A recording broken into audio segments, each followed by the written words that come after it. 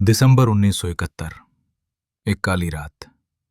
पाकिस्तान को लगा वो जीत रहा है, लेकिन उनकी तबाही की उल्टी गिनती शुरू हो चुकी थी। उधर इंदिरा गांधी फाइलें पढ़ रही थीं।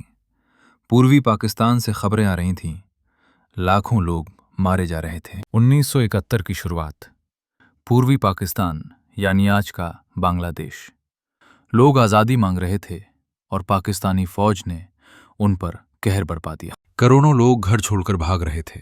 बच्चे, बूढ़े, औरतें, सब भारत की सीमा की तरफ, भूखे प्यासे, टूटे हुए। इंदिरा गांधी ने फैसला कर लिया। ये इंसानियत का सवाल था। भारत चुप नहीं बैठेगा। पूर्वी पाकिस्तान में एक गुरिल्ला सेना बन चुकी थी, मुक्ति वाहिनी। आज़ादी के लिए जान की बाजी लगाने वाले बहादुर लोग। 3 दिसंबर 1971। पाकिस्तान ने भारत के हवाई अड्डों पर अचानक हमला कर दिया। यही उनकी सबसे बड़ी भूल थी। पाकिस्तान को लगा भारत डर जाएगा, लेकिन इंदिरा गांधी ने उसी रात युद्ध का ऐलान कर दिया। भारतीय सेना ने एक साथ 3 मोर्चों पर हमला बोला, पश्चिम, पूर्व और समुद्र। हर तरफ से पाकिस्तान घिर गया। समुद्र में भारतीय नौसेना ने कराची बंदरगाह पर हमला किया। पाकिस्तान का सबसे बड़ा बंदरगाह जल उठा। पूर्वी मोर्चे पर भारतीय सेना तेजी से ढाका की तरफ बढ़ रही थी और पाकिस्तानी फौज हर कदम पर पीछे हट रही थी। आसमान में भारतीय वायुसेना का राज था।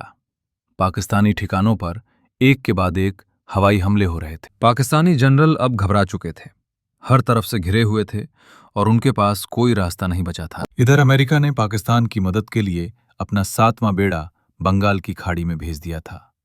ये भारत को डराने की कोशिश थी, लेकिन भारत अकेला नहीं था।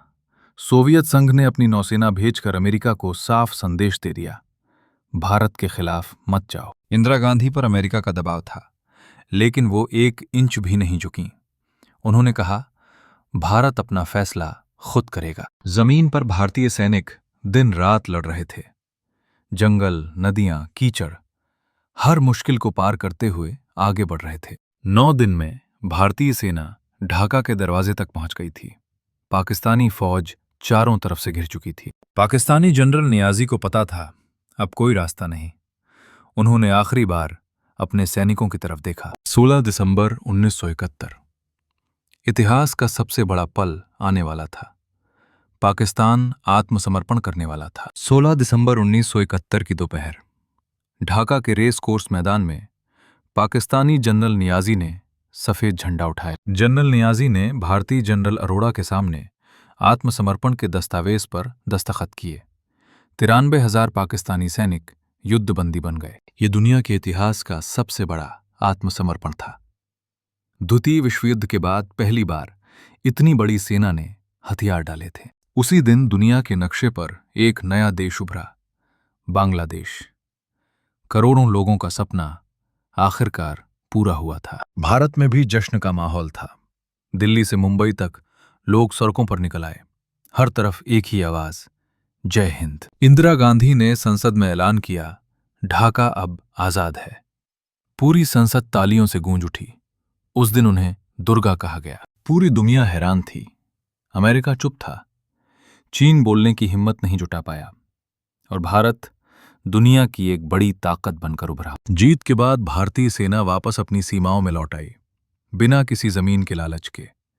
यही भारत की असली ताकत थी। उन हजारों जवानों को सलाम, जिन्होंने अपनी जान देकर ये जीत दिलाई। उनकी कुर्बानी इतिहास में सुनहरे अक्षरों में लिखी गई। सिर्फ 13 दिनों में भारत ने वो कर दिखाया जो दुनिया ने सोचा भी नहीं था।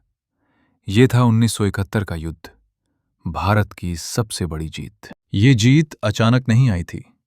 भारतीय सेना ने महीनों पहले से इस युद्ध की तैयारी कर ली थी। इस पूरी जीत के पीछे एक नाम था, फील्ड मार्शल सैम मानेकशॉ, जिन्होंने इंदिरा गांधी से कहा था, जब मैं कहूं तब युद्ध होगा।